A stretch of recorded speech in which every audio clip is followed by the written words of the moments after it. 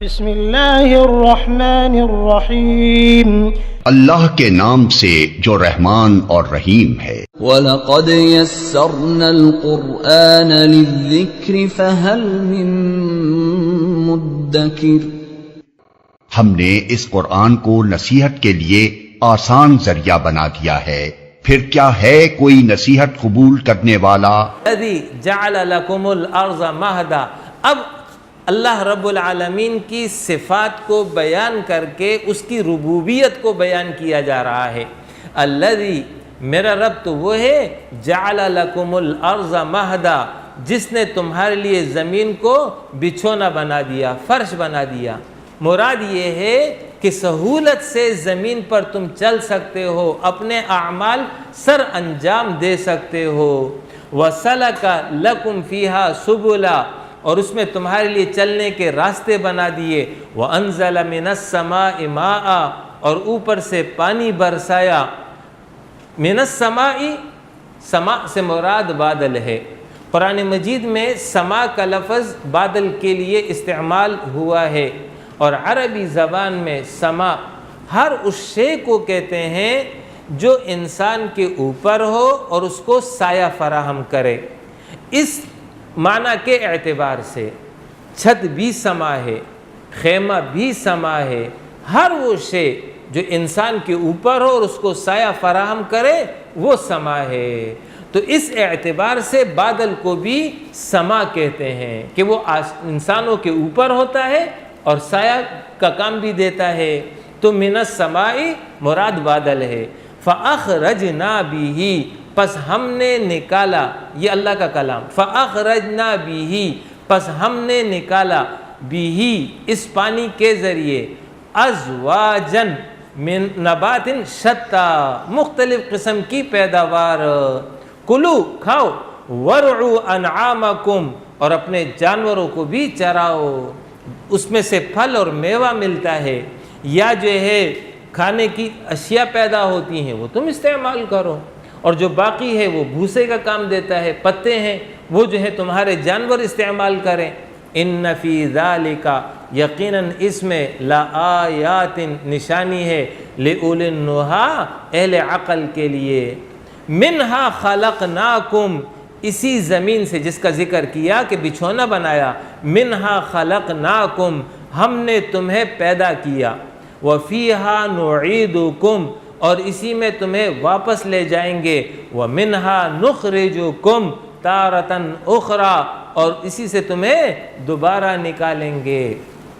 تخلیق انسانی، پہلا انسان آدم علیہ السلام اور ان کی اہلیہ حضرت حوا، ان دونوں کا وجود مٹی سے ہے، مٹی سے ہی آدم کی تخلیق کی گئی ہے اور مٹی سے ہی حوا کی تخلیق کی گئی ہے۔ یاد رکھیے دونوں کی تخلیق مٹی سے ہوئی ہے۔ عرف عام میں یہ مشہور ہے کہ حوا کی تخلیق آدم کی پسلی سے ہوئی ہے، یہ حقیقت نہیں ہے۔ گو کہ حدیث میں اس طرح الفاظ آئے ہیں کہ عورتیں پسلی سے پیدا کی گئی ہیں، اس جگہ حدیث میں مفہوم یہ ہے کہ عورت کے مزاج میں، اس کی فطرت میں ٹیڑھ پن موجود ہے، جس طرح پسلی میں ٹیڑھ پن موجود ہوتا ہے، اور پسلی کو کوئی سیدھا کرنا چاہے تو سیدھا نہیں کر سکتا، اسی طریقے سے کوئی عورت کے مزاج کو بدلنا چاہے تو بدل نہیں سکتا۔ تو اس جگہ حدیث کا مطلب یہ ہے کہ عورت کے ساتھ گزارا کرو گے تو تم اپنی زندگی گزار سکو گے، اور اگر سختی کرو گے تو اپنے گھر کو برباد کر دو گے۔ اس پس منظر میں وہ مثال دی گئی ہے، ورنہ آدم اور حوا دونوں کی تخلیق مٹی سے ہوئی ہے۔ پھر بعد میں جو نسل انسانی کی پیدائش ہے، جو عام طریقہ ہے اس کے مطابق ہو رہی ہے، اس میں بھی مٹی کا بنیادی کردار ہے۔ مٹی سے ہی غذا حاصل ہوتی ہے، اس غذا کو انسان استعمال کرتا ہے، اسی سے خون بنتا ہے، اسی سے منی بنتی ہے، پھر اس سے نطفہ اور پھر اس سے جو ہے انسانوں کا جو ہے وجود میں آنا. تو گویا اصل جو ہے ان سب کی وہ مٹی ہی ہے. اس لیے فرمایا منہا خلقناکم، تم سب کو اس مٹی سے پیدا کیا، آدم اور حوا کو براہ راست اور باقی کو بالواسطہ. وفیہا نعیدکم، اور اسی میں دوبارہ تمہیں لوٹا دے گا. بالآخر انسان قبر میں چلا جاتا ہے، مٹی میں چلا جاتا ہے. اگر کوئی کسی کے اجزاء ہوا میں بکھیر دیے جائیں، پانی میں بکھیر دیے جائیں، یا کسی اور صورت اور شکل کو اختیار کر لیے جائے، لیکن انجام اس کا اسی مٹی کی طرف ہوتا ہے. تو فرمایا تم اسی مٹی کی طرف لوٹائے جاؤ گے. وَمِنْهَا نُخْرِجُكُمْ، اور اسی مٹی سے ہم تم کو نکالیں گے تارتن اخرى، دوبارہ. جیسے پہلے پیدا کیا اس طریقے سے دوبارہ تمہاری پیدائش ہوگی. تو قیامت میں انسان جو ہے صرف روح کے ساتھ، روح کی صورت میں نہیں ہوگا، بلکہ روح اور جسم دونوں کے ساتھ وہ وہاں پر جمع کر کے اٹھایا جائے گا. وَلَقَدْ أَرَيْنَاهُ آيَاتِنَا، یقیناً ہم نے دکھائی فرعون کو آیاتنا، اپنی نشانی، کلہا، ہر قسم کی، فَكَذَّبَ وَأَبَى، مگر وہ انہیں جھٹلاتا رہا اور کوئی بات تسلیم نہ کی. ضدی تھا، عنادی تھا، یہ اس کے گمراہی کا سبب تھا. قال فرعون نے کہا اجئتنا، کیا تو آیا ہے ہمارے پاس، لتخرجنا من ارضنا بسحرک یا موسیٰ، کہ تو ہمیں نکال ہماری زمین سے، مراد مصر ہے، بسحرک، اپنے جادو کے زور پر، یا موسیٰ، اے موسیٰ. یعنی موسیٰ علیہ السلام کی دعوت کو بجائے اس کے کہ وہ اس پر کان دھرتا اور توجہ دیتا، وہ ضد اور عناد پر آ گیا اور الٹا جو ہے موسیٰ علیہ السلام پر الزام عائد کر دیا کہ تمہاری غرض اس دعوت سے نہ تو میری اصلاح ہے نہ میرے قوم کی اصلاح ہے، بلکہ تمہارا غرض اس سے یہ ہے کہ مصر پر تم قابض ہو جاؤ اور حکمران بن جاؤ. یہ ہے تمہارا اصل ایجنڈا. اس اصل ایجنڈے کے لیے تم نے اس راستے کو اختیار کیا ہے. جیسے آج یہ الزام اسلامی تحریک پر بھی ہے کہ جی اسلام نہیں، اسلام آباد چاہیے. یہ تم جو دعوت کا کام بات کرتے ہو، غرض تمہاری یہ نہیں ہے، غرض وہ ہے. اس غرض کے لیے تم نے اس راستے کا انتخاب کیا ہے. تو یہ جو ہے موسیٰ علیہ السلام پر یہ الزام عائد کر دیا. فَلَنَأْتِيَنَّكَ بِسِحْرٍ مِثْلِي، اور یہ دعویٰ کرنے لگا ہم ضرور بضرور تمہارے پاس لائیں گے اس جیسا سحر جو تم پیش کر رہے ہو. موسیٰ علیہ السلام نے اس وقت دربار میں یہ دو نشانیاں ظاہر کی تھی، لاٹھی کا اژدہا بن جانا اور اسی طریقے سے ہاتھ کا چمکنا. تو اس زمانے میں چونکہ جادوگری کا اثرات تھے، تو اسی مناسبت سے ایسے معجزے ان کو دیے گئے کہ جس کے ذریعے اس زمانے میں جس کا چرچا ہے اس کا توڑ ہو سکے، اور جو پیغمبر پیش کر رہا ہے اس کا جو ہے جواب نہ ہو. جیسے حضرت عیسیٰ علیہ السلام کے زمانے میں طب کا بڑا دور تھا، بڑے بڑے حکما گزرے، جالینوس اور فلان فلان اس زمانے میں. تو حضرت عیسیٰ علیہ السلام کو ایسے معجزات دیے گئے کہ طب بھی اس کا توڑ نہیں کر سکتا ہے. جیسے مادرزاد اندھے کو جو ہے روشنی دے دینا، اسی طریقے سے برس کے مریض کو ٹھیک کر دینا، قبر سے جو ہے ایک مردے کو زندہ کھڑا کر دینا، مٹی سے پرندے کا بنانا، اس کو ہوا میں جو ہے اڑا دینا. یہ سارے معجزے جو ہے ان کو دیے گئے، جس کا علاج اس زمانے میں جس کا چرچا تھا اس کے پاس نہیں تھا. نبی کریم صلی اللہ علیہ وسلم کے زمانے میں عربی فصاحت اور بلاغت کا بڑا چرچا تھا، اور ہر سال جب ان کا سالانہ میلہ لگتا تھا تو عرب کے بڑے بڑے شعراء اپنا قصیدہ اور کلام جو ہے وہ پیش کرتے تھے. تو جس کا کلام سب سے عمدہ ہوتا تو اس کلام کو لکھ کر کے خانہ کعبہ کی دیوار پر لٹکا دیا جاتا، اور سال بھر عرب سے لوگ کعبہ کی زیارت کے لیے آتے تھے، اپنی جاہلیت کے طرز پر عبادت میں مشغول رہتے تھے. تو کعبہ کی دیوار پر جو قصیدہ اس زمانے کا سب سے اچھا ہوتا وہ لگا ہوتا تھا، اس کو دیکھ لیتے، اچھا یہ شعر اور یہ شاعر ہے جو اس سال کا چیمپئن ہے، گویا کہ اس زمانے کا ورلڈ چیمپئن تھا۔ تو یہ اس زمانے کا انداز تھا، فصاحت اور بلاغت۔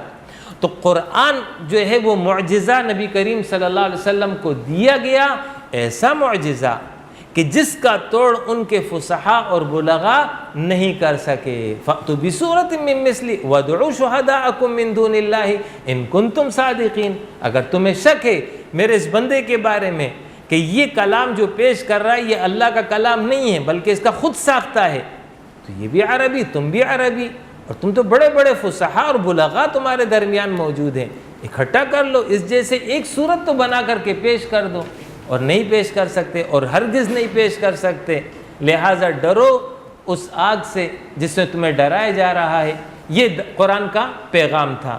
تو اس زمانے میں جو معجزہ اس انداز کا دیا گیا جس کا توڑ اس زمانے میں اس شے کے ذریعے جس کو شہرت حاصل ہے نہیں ہو، تاکہ انبیاء اور نبی کی بالادستی ثابت ہو جائے۔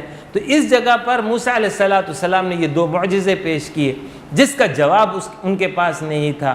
تو اب موسیٰ نے فرعون نے یہ ارادہ کیا کہ یہ انداز چونکہ جادوگروں جیسا ہے لہٰذا اس کا توڑ جادوگر ہی کر سکتے ہیں، لہٰذا اس غرض کے لیے چیلنج دے دیا کہ ٹھیک ہے ہم تمہارے مقابلے میں اپنے فنکار پیش کریں گے اور وہاں پتہ چل جائے گا کہ کون غالب ہوتا ہے۔ تو اس حوالے سے ذکر کیا فَلَنَأْتِيَنَّكَ بِسِحْرٍ مِثْلِهِ، پس ہم لے آئیں گے تیرے پاس اسی قسم کا جادو، فَجْعَلْ بَيْنَنَا وَبَيْنَكَ مَوْعِدًا، لہٰذا اپنے اور تمہارے درمیان جو ہے ہمارا ایک وقت مقرر ہو گیا مقابلے کے لیے، لا نخلفہ نحن، نہ ہم اس کا خلاف کریں گے، ولا انت، اور نہ تم اس کی خلاف ورزی کرو گے، مکاناً سوا، ایک مقررہ جگہ پہنچنا ہے، قال موعدکم یوم الزینہ، اور موسیٰ نے جواب دیا موعدکم، تمہارا یہ وعدہ یوم الزینہ، عید کا دن ہے۔ ان کا ایک سالانہ میلہ لگتا تھا اس زمانے میں جو ان کا عید کا دن ہوتا تھا۔ تو موسیٰ علیہ السلام نے فرمایا کہ ٹھیک ہے مجھے چیلنج قبول ہے، لیکن چیلنج اس انداز میں ہوگا کہ دربار میں نہیں ہوگا، مخصوص لوگوں کے سامنے نہیں ہوگا، بلکہ کھلے عام ہوگا اور تمام لوگ اس میں شریک ہو سکتے ہیں، تاکہ جو ہے سب لوگوں کے سامنے حقیقت منکشف ہو کر کے۔ تو یوم الزینہ، عید کا دن، وَأَن يُحْشَرُ النَّاسُ ضُحًى، اور لوگ چاش کے وقت جمع ہو صبح 9-10 بجے، کہ جب پوری طریقے سے جو ہے لوگ حاضر ہو جائیں۔ فَتَوَلَّى فِرْعَوْنُ، پس فرعون لوٹ گیا، یعنی اس بات کے بعد اب وہ اپنے کام کی طرف متوجہ ہوا، فَجَمَعَ كَيْدَهُ، اس نے سارے ہتھ کنڈے جمع کیے، ثُمَّ أَتَى، پھر مقابلے پر آ گیا، جو وقت مقررہ تھا اس وقت مقررہ پر اب یہ فرعون جو ہے اپنے لاؤ لشکر کے ساتھ آ گیا۔ قال لهم موسیٰ، موسیٰ علیہ السلام نے اس وقت لوگوں سے کہا، ویلکم، افسوس ہے تم پر، لا تفتروا علی اللہ کذبا، اللہ کے ذمہ جھوٹی باتیں نہ لگاؤ، فیسحتکم بعذاب، ورنہ وہ عذاب سے تمہیں غارت کر دے گا، وقد خاب من افترا، کیونکہ جس نے بھی جھوٹ گھڑا ناکام ہی رہا۔ یہ پہلے ان کو نصیحت کر دی کہ میرے مقابلے پر نہ آؤ، یہ جو ہے اس کے نتیجے میں تم اللہ پر جھوٹ گڑھ رہے ہو، اللہ کی دعوت کا انکار کر رہے ہو، لہٰذا باز آ جاؤ۔ اب جب موسیٰ علیہ السلام نے ابتدا میں یہ بات رکھی، فتنازعوا امرہم، پھر اس معاملے میں وہ آل فرعون آپس میں جھگڑنے لگے، جو موسیٰ اور اس کے حواری تھے وہ آپس میں سرگوشی کرنے لگے۔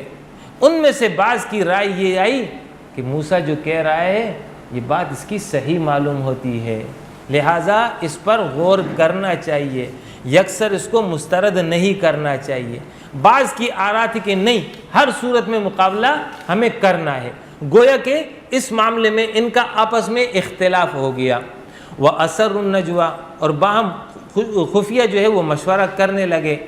قالوا، کہنے لگے، اِنَّ هَذَانِ، بے شک یہ دو، لَسَاحِرَانِ، جادوگر ہیں، یُرِیدَانِ، چاہتے ہیں، أَن يُخْرِجَكُمْ، کہ تم کو نکالے، مِنْ أَرْضِكُمْ، تمہاری زمین سے، بِسِحْرِهِمَا، اپنی جادو کے ذریعے، وَيَذْهَبَ بِطَرِيقَتِكُمُ الْمُثْلَى، اور اس کے ذریعے تمہارے مثالی طریقے زندگی کو ختم کر دیں. یہ ہے ان کی اصل غرض، کہ اس زمانے میں جو نظام فرعونیت قائم تھا، یہ اس نظام فرعونیت کو ختم کرنے کے در پہ ہیں، اور اپنے اس جادو کو استعمال کر رہے ہیں، اور اس کو جو ہے یہ رنگ اور ڈھنگ دیا ہے. لہٰذا ہوش اختیار کرو، اور ابھی موقع ہے، موسیٰ علیہ السلام کا مقابلہ کرو، تاکہ موسیٰ علیہ السلام اپنے مقصد میں کامیاب نہ ہو جائے. یہ بات ان لوگوں نے آپس میں طے کی. فَأَجْمِعُوا كَيْدَكُمْ، پس جمع کر لو اپنی تدبیروں کو، ثُمَّ أْتُوا صَفًّا، اور مقابلے پر متحد ہو کر آ جاؤ. وَقَدْ أَفْلَحَ الْيَوْمَ مَنِ اسْتَعْلَىٰ، اور سمجھ لو کہ جو آج غالب رہا وہ جیت گیا. یہ ان کا آپس میں مکالمہ ہے. اس کے بعد قالوا یا موسیٰ، اب عملاً مقابلہ شروع ہو رہا ہے. قالوا، تو جادوگروں نے کہا، یا موسیٰ، اے موسیٰ، اما ان تلقی و اما ان نکون اول من القا، کیا ارادہ ہے؟ پہلے تم ڈالتے ہو یا پہلے ہم ڈالتے ہیں؟ یعنی تم اپنا کرتب دکھاتے ہو یا ہم اپنے کرتب کا آغاز کریں؟ یہ دعوت دی. قال، موسیٰ علیہ السلام نے فرمایا، بل القوا، بلکہ تم جو ہے ڈالو، تم ابتدا کرو. اس دعوت کے نتیجے میں انہوں نے جو ہے ان کے پاس جو لاٹھیاں اور رسیاں اور جو کچھ وہ لے کر آئے تھے، وہ جو ہے انہوں نے میدان میں بکھیر دیں. جب بکھیر دیں، فَإِذَا حِبَالُهُمْ وَعِصِيُّهُمْ، پس اچانک ان کے جادو کے یخیل الیہ من سحرہم، ان کے جادو کی وجہ سے ایسا معلوم ہو رہا تھا کہ ان کی یہ لاٹھیاں اور رسیاں، انہا تسعى، گویا کہ وہ یکدم دوڑنے لگی ہیں. ان کی ماہیت نہیں بدلی تھی، لاٹھی لاٹھی ہی تھی، رسی رسی ہی تھی، ماہیت نہیں بدلی تھی. صرف ایسا محسوس ہو رہا تھا اس جادو کے زور پر کہ گویا کہ یہ جو ہے اژدہا اور سانپ بن گئے ہیں. نظر بندی کہہ لو اس کو. فَأَوْجَسَ فِي نَفْسِهِ خِيفَةً موسیٰ، یہ دیکھ کر موسیٰ اپنے دل میں ڈر گئے. قلنا، اب موسیٰ علیہ السلام کی طرف اللہ کی وحی آ گئی. قلنا، ہم نے کہا، لا تخف، اے موسیٰ ڈرو مت، انکا انت الاعلی، یقیناً تم ہی غالب رہو گے. وَأَلْقِ مَا فِي يَمِينِكَ، اور ڈال دے جو تمہارے دانے ہاتھ میں ہے، یعنی لاٹھی ہے اس کو ڈال دے. تلقف ما صنعوا، یہ جو ہے ہڑپ کر جائے گا وہ سب کچھ، ما صنعوا، جو ان جادوگروں نے بنایا ہے. انما صنعوا کید ساحر، یقیناً ان جادوگروں نے صرف فریب کاری ہی بنائی ہے. ولا یفلح الساحر، اور کامیاب نہیں ہو سکتا جادوگر، حیث اتا، جہاں بھی حقیقت کے مقابلے میں یہ آئے گا. اب جو ہے موسیٰ علیہ السلام نے اپنی لاٹھی پھینکی. جب لاٹھی پھینکی وہ جو ہے آہستہ آہستہ اژدہا حقیقی معنوں میں بن گیا. جب اژدہا حقیقی معنوں میں بن گیا تو جتنی لاٹھیاں اور رسیاں تھیں وہ سب کو ہڑپ کر گیا. جب سب ہڑپ کر گیا تو جادوگر تو یہ سب کچھ دیکھ رہے تھے، تو جادوگر سمجھ گئے کہ یہ جادو نہیں ہے، یہ نظر بندی نہیں ہے، اس لیے کہ فن کے تو وہ ماہرین تھے، وہ تو جانتے تھے. لہٰذا وہ سمجھ گئے کہ یہ حقیقت ہے جو بیان کر رہا ہے. فَأُلْقِيَ السَّحَرَةُ سُجَّدًا، پس بے ساختہ گر گئے سجدے میں یہ جادوگر. قالوا، کہنے لگے، آمنا برب ہارون و موسیٰ، کہ ہم ایمان لے آئے برب ہارون و موسیٰ، موسیٰ اور ہارون کے رب پر. یہ وضاحت اس لیے کر دی کہ جو ہے فرعون اس سے کہیں اپنی غرض نہ نکال دے کہ رب سے کون سا رب تو میں ہوں، لہٰذا گویا کہ مجھ پر ایمان لائے ہیں. وضاحت کر دی. برب موسیٰ رب ہارون و موسیٰ، اس پر ایمان لائے ہیں جو موسیٰ اور ہارون کا رب ہے۔ گو کہ رب تو وہ سب کا ہے، لیکن جس کی طرف سے یہ دونوں پیش ہوئے ہیں، جس کا اظہار وہ کر رہے ہیں، ہم اس پر ایمان لائے ہیں۔ قال آمنتم لہ، فرعون نے کہا آمنتم لہ، تم لوگ ایمان لے آئے اس پر، قبل ان آذن لکم، اس سے پہلے کہ میں تمہیں اجازت دوں، میں بادشاہ ہوں، میرے آرڈر کے بغیر ہی تم ایمان قبول کر لیا، یہ کیسے ہو سکتا ہے؟ انہ لکبیرکم، یہ تمہارا بڑا ہے۔ اب بجائے اس کے کہ حق کو تسلیم کر لیتا، پھر جو ہے وہ اپنی ضد پر اڑا رہا اور اپنے لیے ایک نیا بہانہ تلاش کر لیا۔ انہ لکبیرکم، یہ موسیٰ تمہارا بڑا ہے، یہ بڑا جادوگر ہے، علمکم السحر، جس نے تم کو جادو سکھلایا ہے۔ فَلَأُقَطِّعَنَّ أَيْدِيَكُمْ، ضرور میں کاٹ ڈالوں گا تمہارے ہاتھوں کو، وَأَرْجُلَكُمْ، اور تمہارے پیروں کو، من خلاف، اس کے خلاف، یعنی دائیں ہاتھ اور بایاں پیر، اس طریقے سے تمہیں سزا دوں گا۔ وَلَأُصَلِّبَنَّكُمْ، اور ضرور تمہیں سولی چڑھاؤں گا، فی جذوع النخل، کھجوروں کے تنوں پر، وَلَتَعْلُمَنَّ، اور تمہیں خوب معلوم ہو جائے گا، اینا اشد عذابا وابقا، کہ ہم دونوں میں سے یعنی موسیٰ اور مجھ میں سے کس کی سزا شدید تر اور دیر پا ہے۔ یہ ہے طریقہ کار ہر باطل کا۔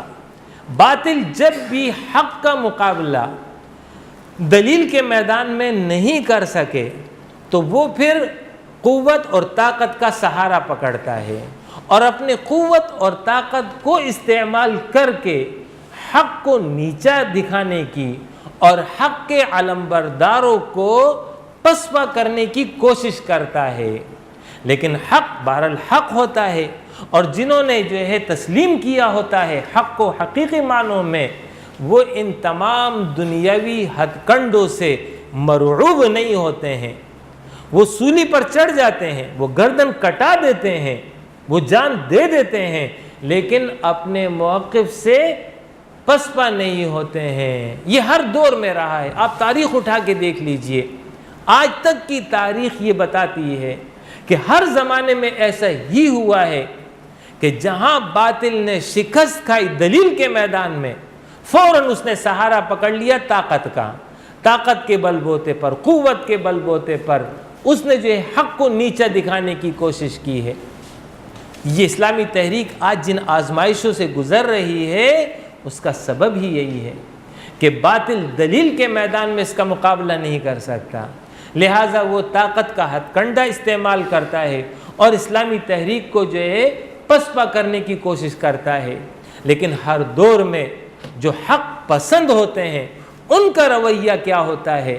وہ یہ ہے کہ جو کچھ تم سے ہو سکتا ہے وہ تم کر لو، تم زیادہ سے زیادہ ہماری دنیا کی زندگی ختم کر سکتے ہو، اس سے زیادہ کچھ نہیں کر سکتے ہو، لہٰذا ہم تمہارے اس دھمکیوں کی وجہ سے حق سے انحراف نہیں کر سکتے۔ قالو، جادوگر بولے، اب یہ جادوگر مسلمان تھے، یہ کہنے لگے لن نؤثرک، ہم جو ہے ترجیح نہیں دیں گے تجھ کو، علی ما جاءنا، جو کچھ آیا ہے ہمارے پاس، من البینات، واضح نشانیاں، والذی، اور اس ذات پر ترجیح نہیں دے سکتے، فطرنا، جس نے ہمیں پیدا کیا ہے، فقضی، پس تو کر، ما انت قاض، جو تو فیصلہ کرنا چاہتے کر لے، انما تقضی هذه الحیات الدنیا، تو بس اس دنیا کی زندگی کا ہی خاتمہ کر سکتا ہے۔ انا آمنا بربنا، یقیناً ہم ایمان لائے اپنے رب پر، اور ایمان کیوں لائے؟ لیغفر لنا، تاکہ اللہ ہمیں بخش دے، خطایانا، ہمارے خطاؤں کو جو ماضی میں ہو چکی ہیں، اور جو موسیٰ علیہ السلام کے ساتھ ہم نے مقابلہ کیا ہے یہ ہماری خطا تھی، ہماری غلطی تھی۔ ہم ایمان قبول کرتے ہیں تاکہ ان خطاؤں کو اللہ معاف کر دے۔ وما اکرہتنا علیہ من السحر، اور وہ غلطی جو ہم سے سرزد ہوئی کہ جس پر تو نے مجبور کیا کہ ہم یہ جادوگری کریں، واللہ خیر و ابقا، اور اللہ ہی بہتر اور سدا باقی رہنے والا ہے۔ انہ من یأتی ربہ مجرما، یقیناً جو شخص مجرم بن کر اپنے رب کے پاس آئے گا، فإن لہ جہنم، یقیناً اس کے لیے جہنم تیار ہے، لا یموت فیہا، نہ اس میں وہ مرے گا، ولا یحیا، اور نہ اس میں جیے گا۔ جہنم میں جہنمیوں کو مسلسل عذاب ہوگا بغیر وقفے کے۔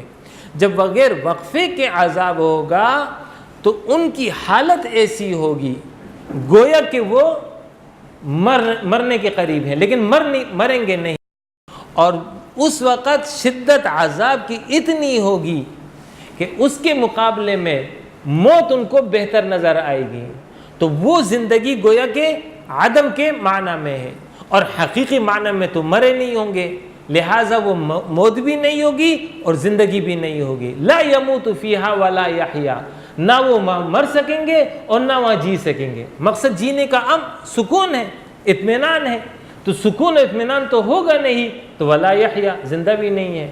ولا یموت، موت بھی نہیں ہوگی، موت اس معنی میں کہ وہ بے حس ہو جائیں، تو بے حس بھی نہیں ہوں گے۔ وَمَن يَأْتِيهِ مُؤْمِنًا، اور جو کوئی آئے گا رب کے پاس ایمان کے ساتھ، قَدْ عَمِلَ الصَّالِحَاتِ، یقیناً اس نے نیک عمل بھی کیا ہوگا، فَأُولَئِكَ لَهُمُ الدَّرَجَاتُ الْعُلَىٰ، اس کے لیے جو ہے بلند درجے ہوں گے جنت میں۔ کیسی جنت؟